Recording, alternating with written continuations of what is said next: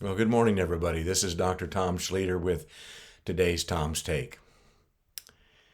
Over the last couple of weeks, as we've done our morning prayer call here in Texas with TXAPN and the Ecclesia of Texas, we have been focusing primarily on two issues. One, all the judicial issues that are going on in our nation right now, and I'm not going to comment on that any further.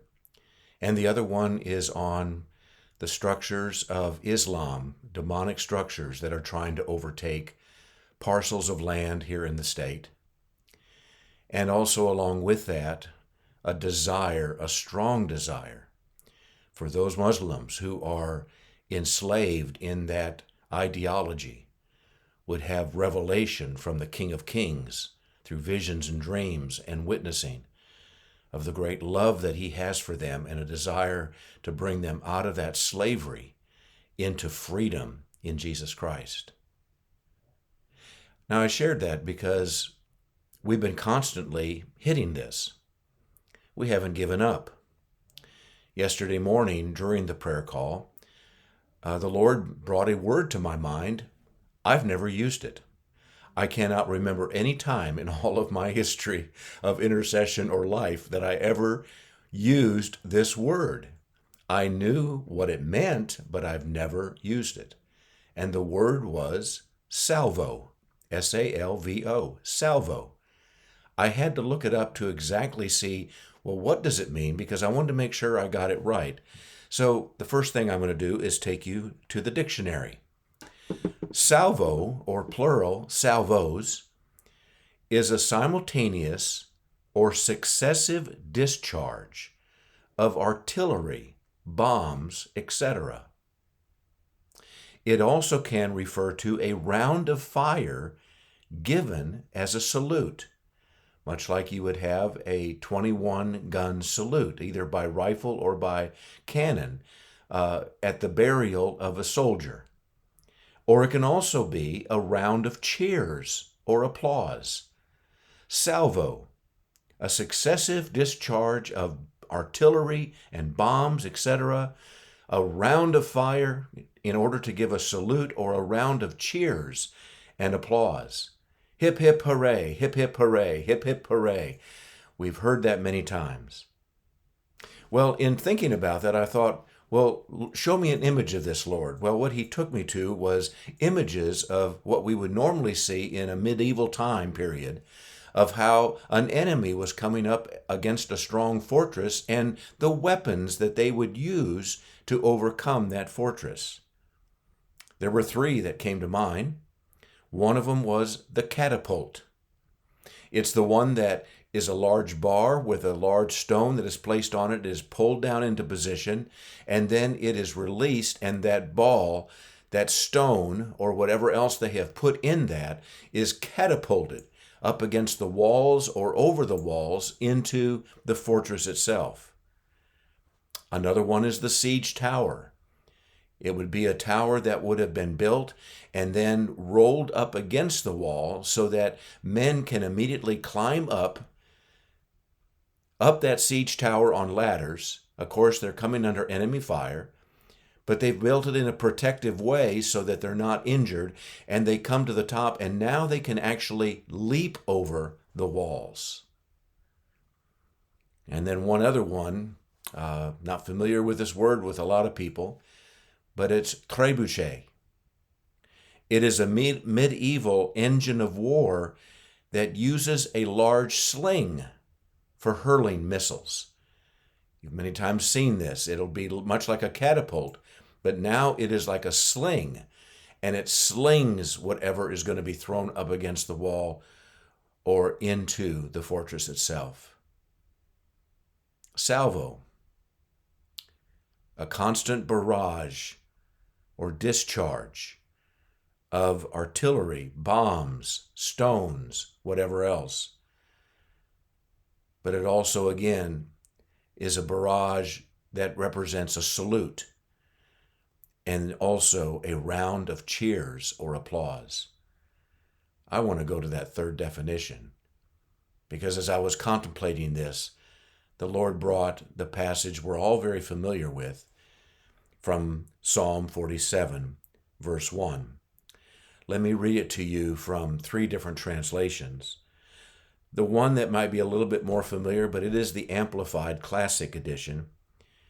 "O clap your hands, all you peoples. Shout to God with the voice of triumph and songs of joy." In the Passion Translation, "Go ahead, celebrate. Come on, clap your hands, everyone. Shout to God with the raucous sounds of joy." You can almost hear in the raucous sounds of joy the barrage of cheers and applause that is represented by Salvo. But let me take you one more from the Message, and I'm going to read a little bit further into the passage. Applause, everyone. Bravo. Bravissimo. Shout God songs at the top of your lungs.